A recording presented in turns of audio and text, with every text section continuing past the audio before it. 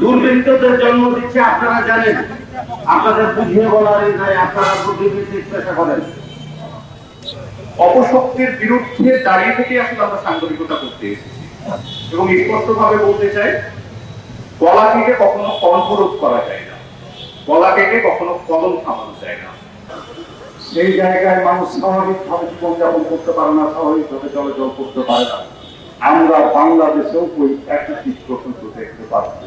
তাহলে আমাদের ভাবত আজকে কোন জায়গায় গিয়েছে?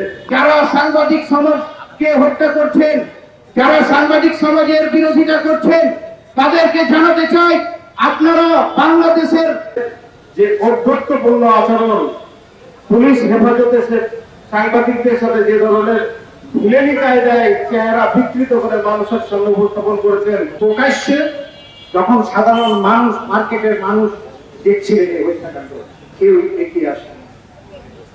আমরা সাংবাদিক সমাজ, আমরা কাজ